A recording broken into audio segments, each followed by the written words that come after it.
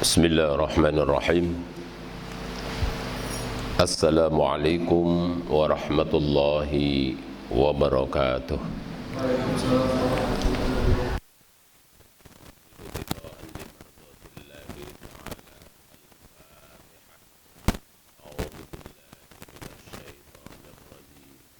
Bismillahirrahmanirrahim.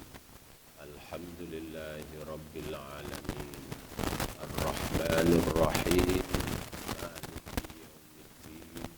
Iyyaka na'budu wa iyyaka nasta'in. Ihdinas siratal mustaqim. Siratal ladzina an'amta 'alaihim ghairil maghdubi 'alaihim waladdallin. Amin amin ya rabbal alamin. Marilah kita gunakan waktu sebentar untuk melanjutkan kajian kita.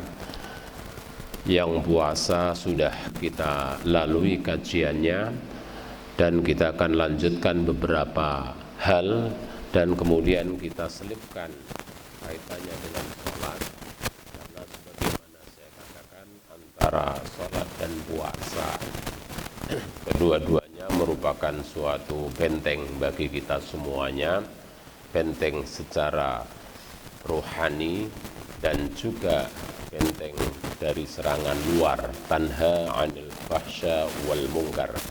Maka dua hal itu perlu kita perhatikan untuk kesempurnaannya. Dalam kita kajian yang lampau telah kita membahas tentang menghadap kiblat. Menghadap kiblat itu bahasanya istiqbalul kiblat. Yang kemarin sudah kita katakan bahwa kata istiqbal itu adalah berusaha sekuat tenaga sebisa mungkin kita mampu menghadap kiblat dengan baik dan benar. Maka ketika kita menghadap kiblat dengan baik dan benar, perasaan kita harus ada manajemennya. Perasaan di saat itu manajemennya apa? Bahwa kita menghadap kiblat, berusaha menghadap Ka'bah, apalagi mereka yang langsung datang ke Masjidil Haram, itu perasaannya kan tidak boleh bahwa kiblat itu yang kita sembah. Nah, ini hati-hati. Kadang-kala sulit sekali untuk bisa mengalihkan. Kita kan mustaqbilal kiblah, menghadap, berusaha sebaik mungkin melalui berbagai macam cara untuk kita menghadap kiblat dengan baik dan benar. Tapi di sisi lain, ketika kita sudah takbir, tidak boleh perasaan kita kemudian menembah kepada kiblat. Apalagi yang hadir langsung ketika takbiratul ihram, Allahu Akbar begitu, menghadap kiblat. Lalu matanya melihat juga Ka'bah yang bentuknya segi empat, yang catnya hitam seperti tumpukan batu bata besar begitu, karena ada sela-selanya kuning. Lalu ada kiswahnya bertuliskan Arab, muter begitu. Lalu ada pintunya di dekat Hajar Aswad, yakni multazam. Lalu kemudian ada batu aswadnya yang banyak juga diciumnya ketika tawaf berputar itu. Semuanya itu perasaan kita tidak boleh terbawa arus kepada batu dan batu dan batu. Karena kiblat itu adalah mengarah. Lah kiblah Ka'bahnya itu terbuat dari batu. Bahkan ada Hajar Aswadnya juga batu. Di saat itu kita tidak boleh terbawa arus pikiran rohani bahwa yang kita lihat adalah batu bata atau batu hitam, kemudian kita sembah. Disitulah yang akhirnya kita bisa terbawa arus ke sana. Maka oleh karena itu harus kita pahami ungkapan kita kan Allahu Akbar. Jadi orang yang sholat, maka kita takbiratul ihram itu memang melihat Ka'bah kalau datang hadir di sana, akan tetapi perasaannya itu katanya Baitullah, rumahnya Allah, tapi jangan terjerumus bahwa Allah mempunyai rumah, kayak rumahnya persegi 4, ketinggiannya kurang lebih 12 meter umpamanya. Lalu kemudian orang berputar tawaf, itu juga seolah-olah merasa mutari Allah, memutari Baitullah, batu itu. Lah kalau perasaan begitu, itu namanya kita terjerumus dalam perasaan yang menjauh dari tauhid kita kepada Allah. Jadi Ka'bah dan putar dan Hajar Aswad semuanya simbolisme. Artinya perasaan kita bukan kepada zat batunya dan hajarnya itu, tapi itu sebagai simbol tauhid, simbol kesatuan, dan simbol kebesaran yang maha akbar. Itu yang harus benar-benar kita pahami. Maka oleh karena itu kita tawaf berputar itu, Ka'bah selalu berada sebelah kiri, dan kita kemudian sambil berdoa. Lah, itulah yang inti perasaan kita kepada Allah Subhanahu wa ta'ala. Maka kata-kata Allahu Akbar. Oleh karena itu, ketika kita sholat, maka perasaan kita ya sudah intinya kepada Allah. Maka ketika sholat kita intinya belum kepada Allah, lah itulah harus diluruskan lagi. Harus diluruskan lagi, harus dijejekkan lagi. Maka bahasa sholat, iqamatus sholat. Bukan amaliyatus sholat, tapi iqamatus sholat.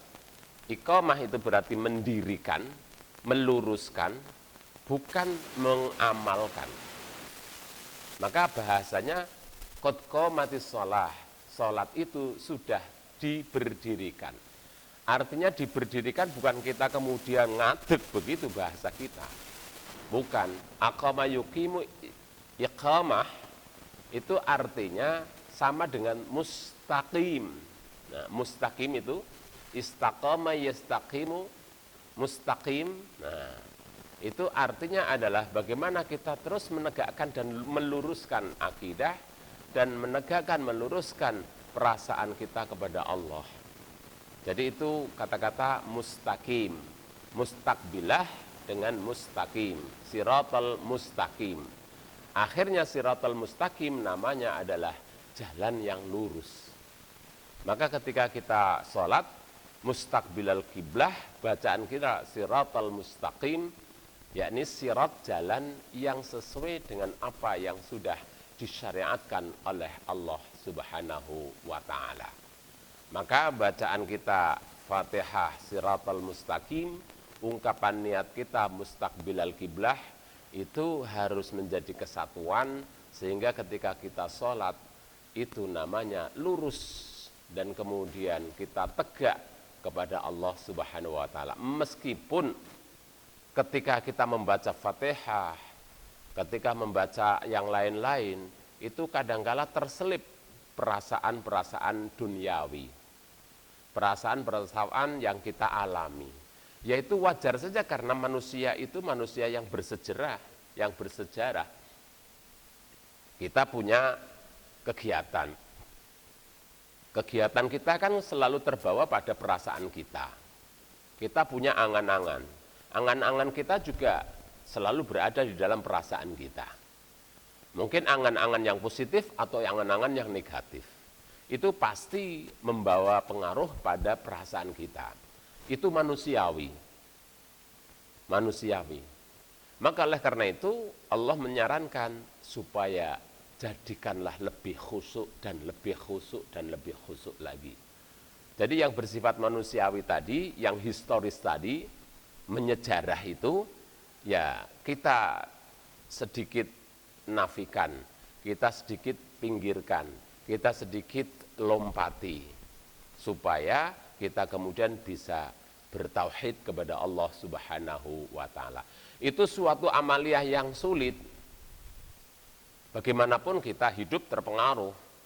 Maka ketika kita berusaha untuk khusyuk, Ketika kita takbir, ketika kita baca Fatihah, siratal mustaqim, siratal ladzina an'amta alaihim dan lain sebagainya, kita ini kadangkala muncul suatu detik-detik yang kita lalui dan muncul apa-apa yang kita akan laksanakan.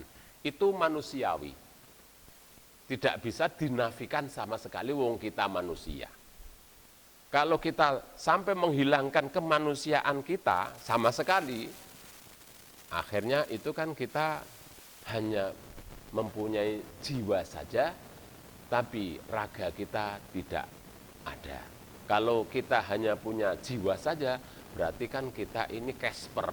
Nah, karena kita bukan Casper, kita manusia yang punya jiwa raga, maka bagaimana jiwa raga ini bisa kita payungi, bisa kita poles, bisa kita cat dengan perasaan rohani.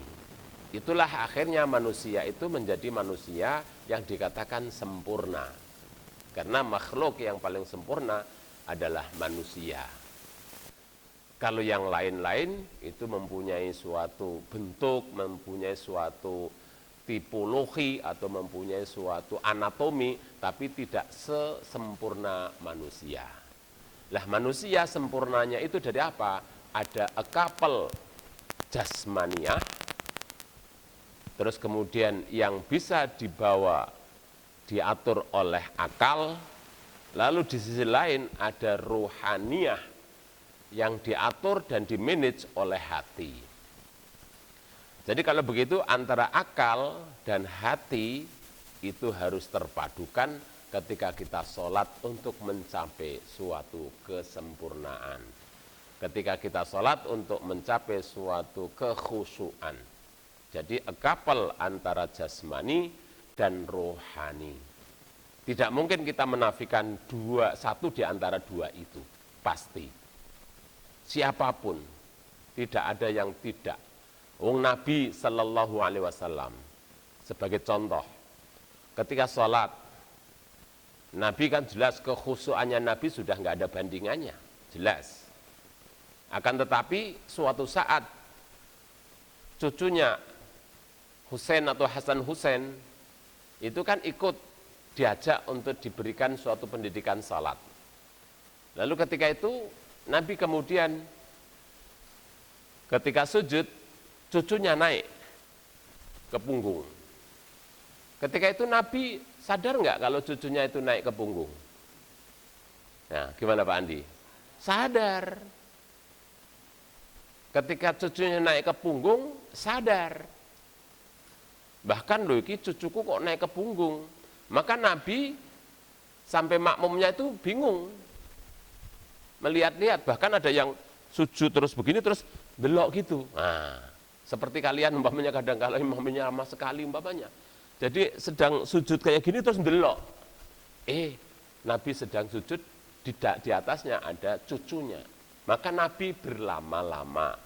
Kenapa? Kalau dia berdiri atau duduk dari sujud, maka cucunya bisa jadi jatuh. Itu Nabi kan berperasaan jasmaniyah. Merasa ada sesuatu di dalam punggungnya. Dan kemudian sadar kalau itu adalah cucunya. Berarti ketika itu Nabi pikirannya menganalisis enggak? Iya, menganalisis. Wah, saya tadi kok pagi urung sahur. Umpamanya begitu. Umpamanya yang tulis saya itu begitu.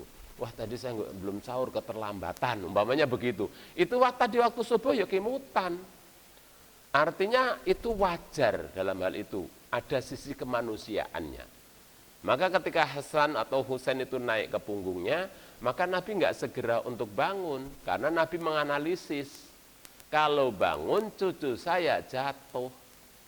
Kalau jatuh ya nekur lungguh. Tapi kalau sampai terpelanting ke belakang kan tidak perlu obat. Ya Nabi juga berpikir begitu padahal dalam keadaan sholat.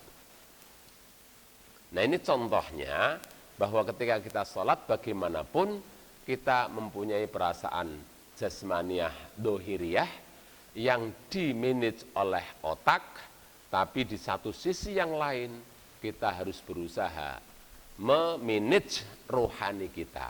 Itulah salat, akhirnya namanya iqamatis salat. mendirikan sholat. Tadinya kan kalau umpamanya kita sedang sujud kok berpikir werna-werna, itu luruskan kembali begitu loh. Kita kembali lagi kepada core menghadap Allah. Ketika kita berdiri membaca Fatihah, ingat ini dan itu, luruskan kembali. Ketika kita sedang membaca suratan atau sedang ruku dan lain sebagainya, terus kemudian apalagi orang yang ruku dalam keadaan umpamanya punggungnya sakit, ketika ruku kan berpikirnya rasional, saya rukuknya belum bisa sempurna lurus, karena apa? Punggung saya sakit, sehingga dia akhirnya duduknya rukuknya tidak lurus, mungkin agak sedikit berdiri. Nah ini kan berarti orang itu sedang merasakan juga, tidak bisa dinafikan. Harusnya kalau kita umpamanya nyuwun sewu, kita kadang kalau umpamanya ingin sangat khusyuk sekali sehingga tidak ingat apa-apa, itu tidak mungkin umpamanya. Terus kemudian yang ketika rukuk kita agak sulit karena punggungnya ada sakit. Apa kalau punggung Pak Andi? Biasanya sakit apa? Sakit umpamanya asam urat umpamanya. Apa ada asam urat di punggung? Saya nggak tahu umpamanya. Terus kemudian dia berusaha kerak begitu, malah kemudian menjadi masalah toh. Maka oleh karena itu dia rukuknya itu agak sedikit miring. Apakah itu salah? Tidak, tidak boleh disalahkan. Dan itu yang tahu kan hanya dirinya. Karena bagaimanapun rukuk itu adalah jasmaniyah, jengking, lalu perasaan rohaniyahnya adalah rukuk adalah pendekatan diri kepada Allah. Nah, pendekatan diri kepada Allah. Maka syarat rukuk, caranya rukuk kan ada caranya, lihatlah jempol kakinya. Ketika jempol kakinya berarti supaya dilihat itu secara jasmaniyah ada, mata kita melihat jempol. Kemudian perasaan kita kepada Allah. Maka bacaannya Subhana Rabbiyal Azim umpamanya. Maha suci engkau ya Allah yang maha kuasa, yang maha tinggi. Ada yang satu lagi Subhanakallahumma Rabbana wa bihamdika Allahumma gfirli, ada juga. Itu semuanya boleh-boleh saja, tidak ada yang salah. Tidak ada yang salah dan tidak saling menuduh sana ini kelompok ini, menuduh sana kelompok itu. Karena itu Rasulullah dua-duanya memakainya. Maka karena itu antara jasmaniah rohaniah itu menjadi kesatuan. Itulah maka kita berdiri, kita sujud, kita rukuk, secara rohani yang harus kita jalankan secara sempurna. Kalau jasmani ya karena memang manusia itu beranatomi, sehingga yang sudah lebih tua ketika kecil jengkelitan jatuh nggak apa-apa, koprol nggak apa-apa. Kan begitu anak kecil. Maka ibunya biasanya itu ketika anak kecil jatuh, zaman dulu wong desa tapi jangan sekarang. Kodoke mencolot loh kan gitu. Kodoke mencolot, biar anak itu nggak nangis. Dan anak itu nggak apa-apa, karena anatominya masih lentur. Tapi sekarang kalau sudah tua, umpamanya Pak Mardi, umpamanya saya, umpamanya Pak Andi, ya krek toh ngono kuwi, karena sudah tua. Maka oleh karena itu, jadi jasmaniah itu, ya karena sesuai dengan umurnya, akhirnya juga orang sholat diizinkan juga untuk duduk. Akhirnya juga orang sholat boleh dengan jegong itu apa? Ya duduk selonjor boleh karena nggak bisa berdiri. Atau pakai kursi boleh. Bahkan sampai dengan tiduran boleh, bahkan sampai melumah, miring dan lain sebagainya boleh. Terus akhirnya ketika sudah nggak boleh karena meninggal, umpamanya kan begitu, akhirnya kan sudah meninggal. Itulah akhirnya salat. Jadi bukan jasmaniah saja, tapi yang utama adalah rohaniyah. Maka dan kekhusyuan rohani tidak mungkin tidak pasti melalui juga jasmaniyah. Karena kalau jasmani kita tidak hidup atau tidak sehat, akhirnya rohaniyah kita juga tidak sehat. Maka ada istilah al-aqlus salim fil jismis salim min sana in corpore sano. Manusia yang sehat, al-aqlus salim, akal yang sehat, juga berada dalam jasmani yang sehat. Maka kesehatan jasmaniah rohaniah itu dua-duanya perlu dibina. Tapi yang sering kita akhirnya memberikan perhatian itu seringkali nggak adil. Perhatian jasmaniah lebih ketimbang perhatian rohaniah. Contohnya gampang sajalah. Jamaah untuk berjamaah rohani. Wegah jamaah tidur jasmani. Biasanya menang yang mana Pak Andi itu? Ya, itu menang yang mana itu? Nah, itu gampang saja. Jasmaniah butuh tidur. Terus rohaniah butuh jamaah, butuh sholat tepat waktu, butuh zikir, butuh ngaji, butuh ini dan itu. Tapi kalau kebutuhan jasmani pasti sering terpenuhi lebih dulu. Apalagi kalau jasmaniah yang sudah ketok manusia. Wah, baju saya robek. Wah, saya tidak punya baju. Wah, sepatu saya rusak. Wah, jarit saya begini. Wah, mukena saya begini. Itu langsung mall kok. Mallnya buka kok. Nah, langsung ke mall. Itu jasmaniah. Tapi rohaniah kita kadangkala kata Allah perintahnya untuk tahajud di pertiga malam. Kemudian di sana dalam kekhusyuan, orang lain tidur, lah ini kan yang menunjukkan bahwa jasmaniah. Orang lain tidur, ngorok, sedang nyaman tidur, wong jam-jam telu itu paling enak. Tapi saya kok berbangun untuk sholat. Nah, itu kan berarti pertengkaran antara jasmaniah rohaniah itu ada. Nah, orang yang mampu bisa mengalahkan pertengkaran jasmaniah itu, akhirnya rohaniah yang maju, itulah orang yang keren, kan gitu. Maka akhirnya di dalam salat tahajud, kata Allah, wa minal laili fatahajjad bihi nafilatan lak asa ayyab'atsaka rabbuka maqaman mahmuda. Itu ayatnya. Dirikanlah salat, yakni waktu duhur asar, itu ketika tergelincir, lalu sampai malam hari, malamnya itu berarti maghrib dan isya, lalu kemudian subuh, Quran al-fajr berarti subuh, itu. Terus wa minal laili, pada waktu malam, mbok yao, kamu bisa ngalahkan jasmaniahmu untuk bangun rohaniahnya, yakni melakukan sholat malam.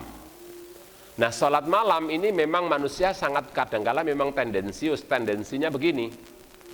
Kalau kita tarwih itu kan sama dengan sholat malam ya, sama dengan tahajud. Hanya bedanya kalau di bulan puasa namanya tarwih, sedang kalau di bulan-bulan selain puasa, selain Ramadan itu namanya tahajud.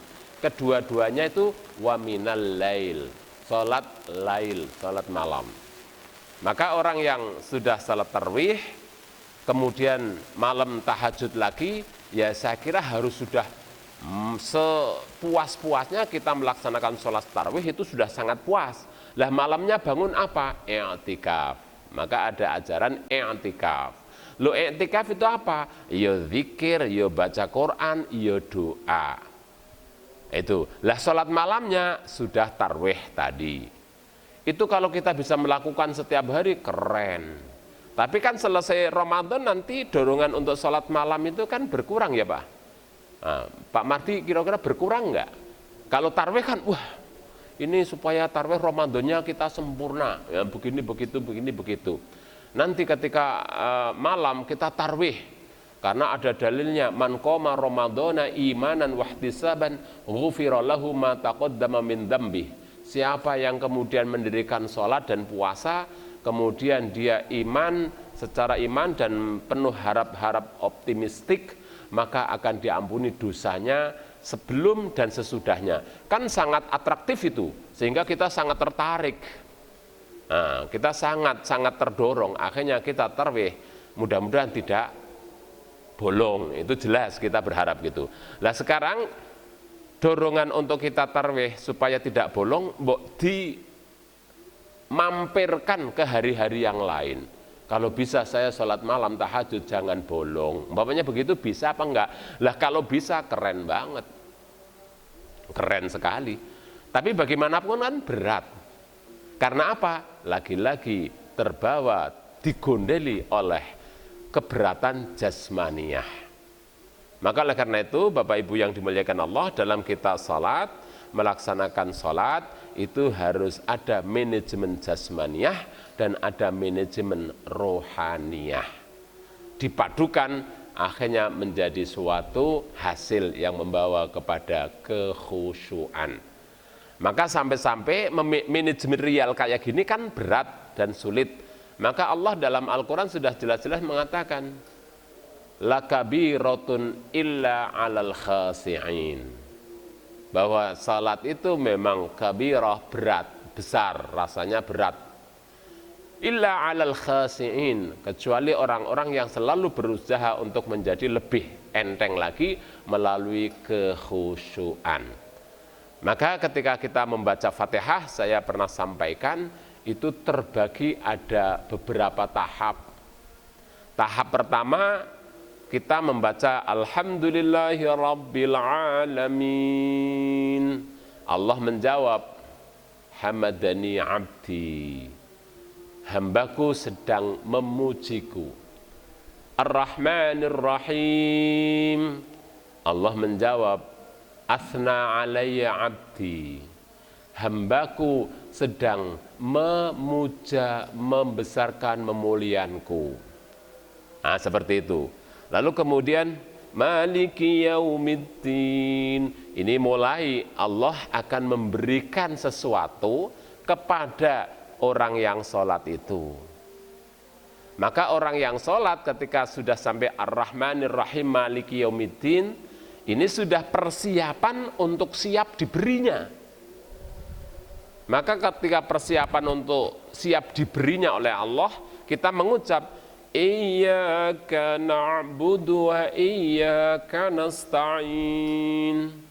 Hanya kepadamulah ya Allah aku menembah, dan hanya kepadamulah aku mohon pertolongan. Di sini ada persaksian manusia bahwa pengakuannya bahwa only to you, kepadamulah aku menembah, and only from you, dan hanya darimulah aku mendapatkan pertolongan.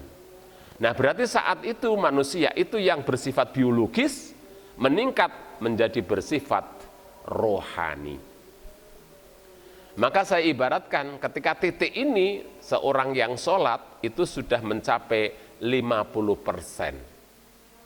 Maka kemudian kita lanjutkan mendapatkan 51%. Maka ketika sudah mendapatkan 51%, itulah sudah quorum. Kalau orang berdiskusi sudah quorum. Artinya kita sudah memasuki wilayah ilahiyah meskipun kita bersifat jasmaniyah. Di situ transformasi dari sifat jasmaniyah yang perlu makan, minum, dan kesel, dan ngantuk, dan lain sebagainya.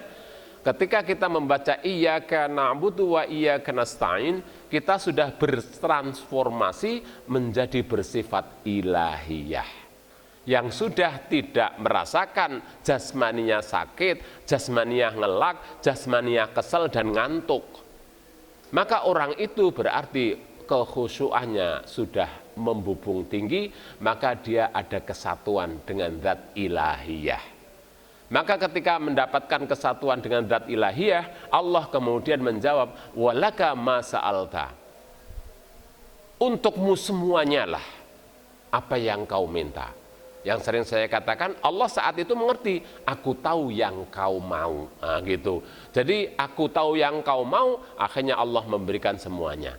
Lah permintaan kita apa? Dilanjutkan, ihdinas siratal mustaqim siratal ladzina an'amta 'alaihim ghairil maghdubi 'alaihim waladdallin. Apa yang kita mau? Berilah petunjuk jalan yang lurus, siratal mustaqim. Kembali kepada kata-kata mustaqim. Mustaqim itu kan tidak terlepas dari kata-kata berdiri sholat itu. Menuju Allah berarti dalam kita sholat kekhusyuan.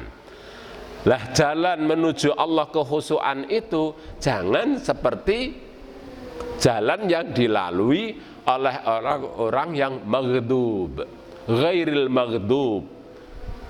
Orang-orang ataupun sosok ataupun kaum yang dimurkai Allah, maghdub.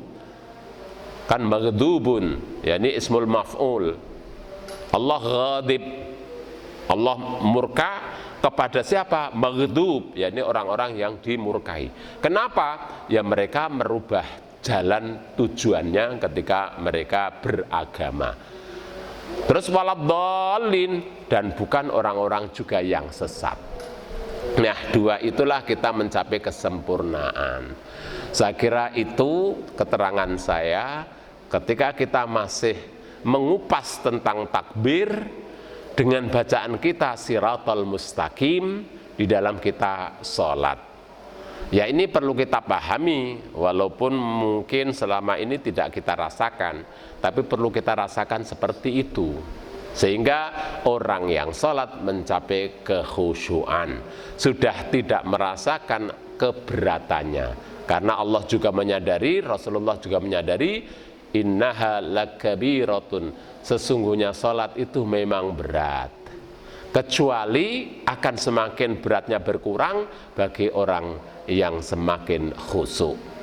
Saya kira itu saja apa yang saya sampaikan pagi ini, tidak usah terlalu banyak. Mungkin ada yang ingin bertanya kaitannya dengan masalah yang sudah saya kupas tadi. Kalau ada yang bertanya silahkan Pak Andi. Nah, bedanya maghdub sama dhalin itu siapa dan mereka siapa? Ini tafsiran, namanya tafsiran kan pemikiran. Namanya pemikiran kan itu adalah sesuai dengan ketika zaman dia berpikir. Nah, ada yang mengatakan antara maghdub ghairil maghdubi alaihim waladdallin, maghdub itu adalah minta maaf, keyakinan-keyakinan yang di lain Islam dalam agama samawi. Ya, agama samawi yang selain Islam ketika itu karena ada penyelewengan, ada suatu inhiraf. Inhiraf itu penyelewengan, yakni dikatakan sebagai agama di luar Islam, berarti ada dua agama lain yang dimurkai oleh Allah dan yang satu lagi juga sesat kepada Allah. Nah itu suatu tafsiran. Secara umum yang penting jangan kau ikuti jalannya orang-orang yang dimurkai Allah. Lah yang dimurkai Allah itu siapa? Ya secara umum siapa saja yang memang tidak sesuai dengan syariat aturan Allah, maka maghdub. Tidak terkait dengan kaum tertentu, meskipun ada yang menafsirkan kaum-kaum tertentu. Tapi karena penafsiran itu kan sesuai dengan keadaan situasi kondisi, maka istilah yang keren, ini keren tapi ini agak sulit dipahami dalam bahasa Inggris, bahwa Al-Quran itu no inherent meaning. No inherent meaning in the Al-Quran. Artinya, arti kata-kata Al-Quran itu tidak ada makna yang khusus diberi makna di dalam Al-Quran itu sendiri, tidak ada. Yang ada adalah pemaknaan itu oleh orang yang membaca dan memahami dan kemudian merasakan, mengerti sesuai terkait dengan tradisi, kondisi masing-masing. Umpamanya saya menafsirkan ayat Al-Quran ketika itu saya randedit umpamanya, sedang kacau beliau umpamanya pikirannya, kan mempengaruhi ucapan tafsiran saya Pak. Bagaimanapun pasti itu. Keadaan saya ketika mau ngaji lah katakan, jangan umpamanya pas menafsirkan, itu pasti terpengaruh oleh keadaan jasmaniah rohaniyah. Kalau lagi pikirannya kacau, yo atau mungkin sedang marah-marah kok menafsirkan, tafsirannya kira-kira apa? Ya, maka oleh karena itu ya ini tak beritahu, maka orang yang mau jadi imam di Masjidil Haram, imam setiap waktu, itu mereka dikarantina Pak. Jadi mereka dikarantina di suatu tempat khusus, semua hal disediakan, yang penting semua hal disediakan, jahiz gitu, dan dia tidak boleh berkeliaran kemana-mana komunikasi dengan keadaan masyarakat yang ada. Jadi di karantina itu para imam Pak. Nah, ini contohnya karena apa? Akan menjadi imam. Kalau nanti menjadi imam ketika marah-marah kemutan piye? Loh, kan kekhusyuan kurang. Ketika jadi imam terus kemudian cerita, wah manganku mau sayuri raina, umpamanya begitu, kan terus kemutan. Tapi kalau di karantina sesuai dengan kondisi mereka secara individual, maka seorang imam di Masjidil Haram menjadi sangat sempurna. Nah, itu salah satu contoh. Jadi seperti itu. Jadi maghdub secara umum adalah siapa yang tidak sesuai dengan syariat Allah dan sunnah-sunnah Rasulnya, akhirnya mendapatkan kemarahan dari Allah. Dan dalin itu termasuk orang-orang yang pernah saya terangkan kemarin tentang syirik dan sesat. Nah, yang kemarin sudah saya terangkan bagaimana orang yang sesat itu diganggu oleh setan melalui bertahap-tahap kemarin. Saya kira itu seperti itu. Ada yang bertanya lagi selain Pak Andi? Pak Nuk, monggo Pak.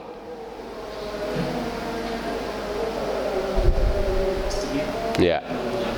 Pemahaman saya juga Pak, disampaikan saya takut sholat karena dulu disampaikan juga seolah-olah benar minimal 5%. Dalam kajian kali ini manajemen jasmani rohani.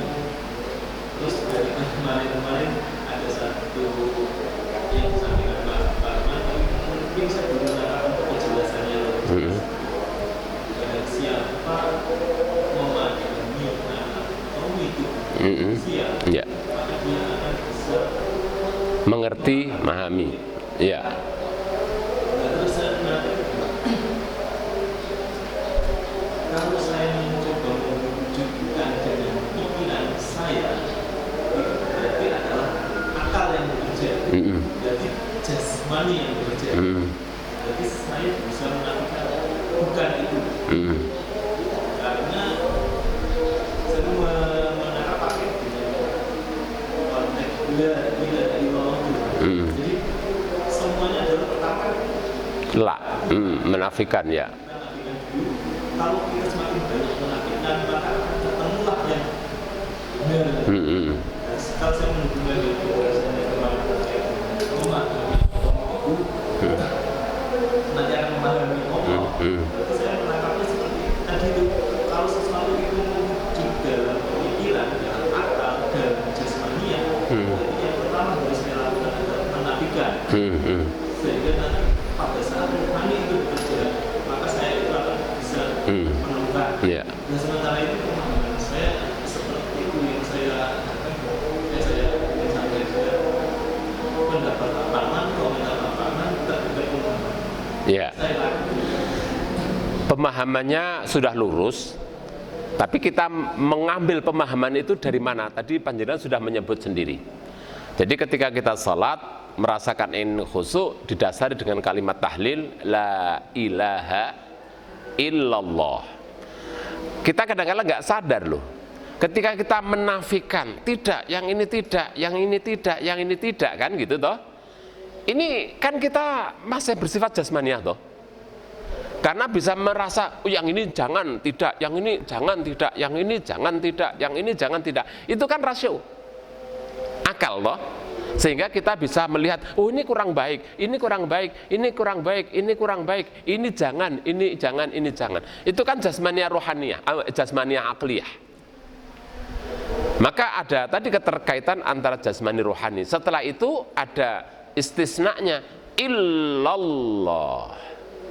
Bagaimanapun untuk kekhusyuan dan tauhid itu perlu ada perasaan jasmaniah.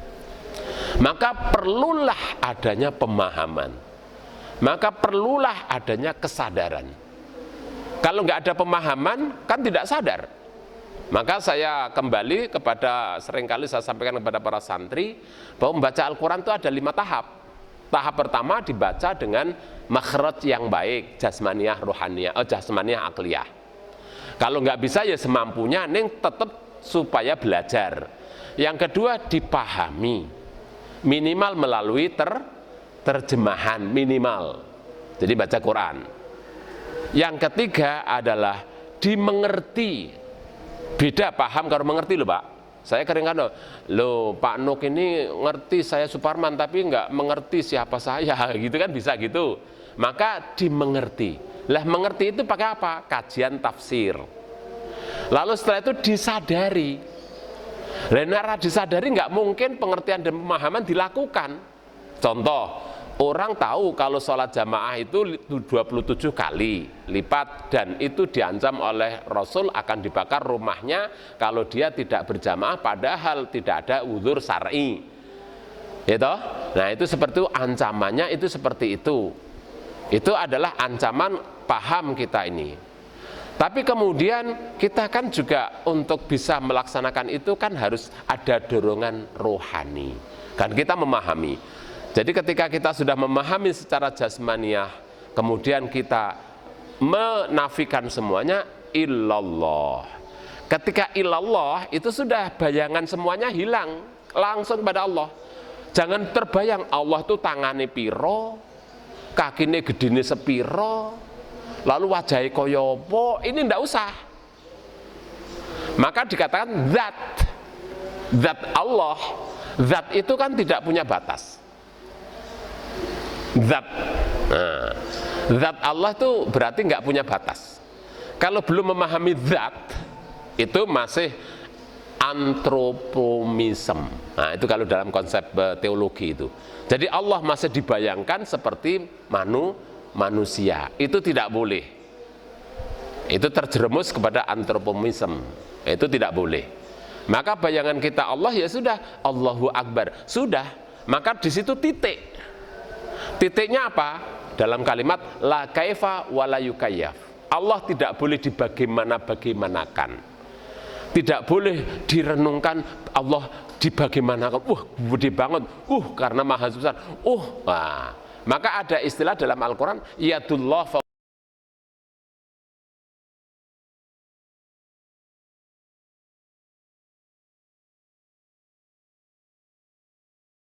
fawqa aydihim. Tangan Allah di atas kekuasaan tangan manusia. Itu akhirnya berdebat orang ahli ilmu pengetahuan. Loh tangan Allah benar-benar punya jari 5 apa piye? Apa tangannya gedene kaya apa wong akbar? Nanti bayangannya macam-macam malah. Wong tangan genderuwo wae wis medeni ngono kuwi umpamane gitu. Umpamanya saya melihat di YouTube genderuwo mbul itu loh.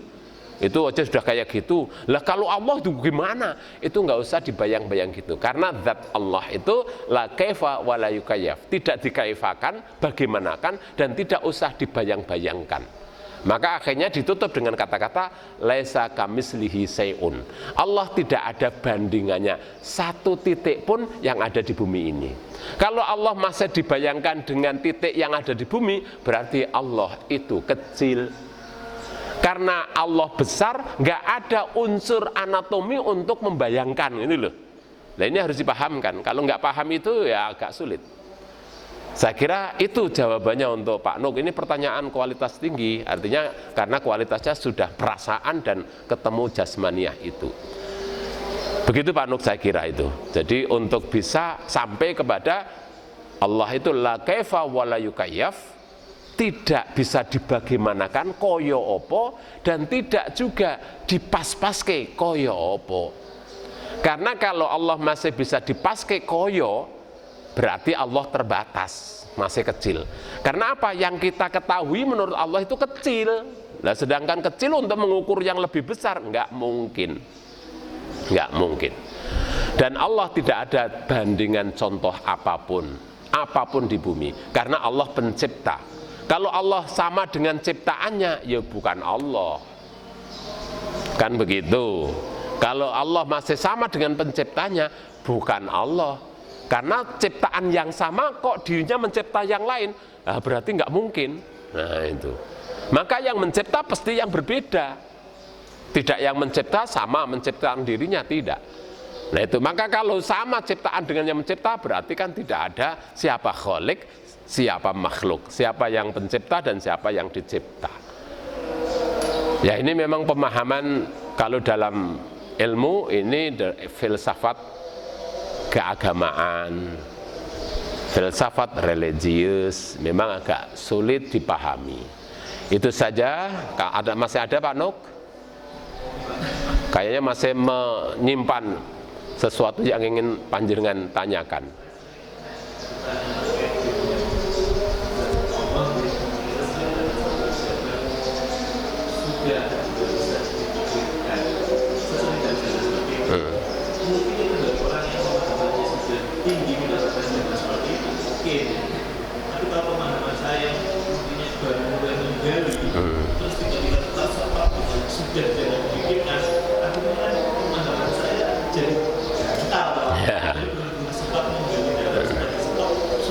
Jangan dipikirkan. Sebetulnya jawaban itu filosofis dan mendalam sebetulnya. Tapi itu kan untuk orang awam dianggap ya sudah cukup, nggak usah digoplek, lah bahasanya. Itu sebetulnya memang satu sisi jawaban itu jadi tinggi sekali. Tadi kan la kaifa wala yukayaf, jangan kau bagimanakan, itu berarti wis ra usah kok pikir kan gitu toh. Tapi bagi orang awam, ya wis lah nek ora memikir ya wis, itu berarti jawaban orang awam. Tapi ya itu tadi sudah kaitkan antara pemahaman jasmaniah dengan pemahaman rohaniah itu. Mudah-mudahan itu bisa dipahami. Memang belajar kualitas pemikiran itu tidak pernah selesai dan tidak pernah berhenti dan tidak pernah mencapai final. Itu kalau dalam anak-anak mahasiswa santri itu kan namanya penelitian kualitatif. Kalau penelitian kuantitatif, ini umpamanya Pak Andi menggarap rel kereta, ini batunya sekian, semennya sekian, terus relnya sekian, ya sudah selesai. Kalau sudah sekian terpasang semua, itu namanya kuantitatif. Tapi kalau kualitatif, ya ini pertanyaan seperti ini pasti berkembang terus, tidak pernah selesai. Mudah-mudahan dari yang sedikit ini kita akhirnya bisa memahami dengan baik. Saya kira itu Bapak Ibu yang dimuliakan Allah, kita lanjutkan besok karena sudah sedikit rodo terontong-terontong siang. Sekian, marilah kita akhiri dengan kafaratul majlis. Subhanakallahumma rabbana wa bihamdika asyhadu an la ilaha illa anta astaghfiruka wa atubu ilaik. Walhamdulillahi rabbil alamin. Wassalamualaikum warahmatullahi wabarakatuh.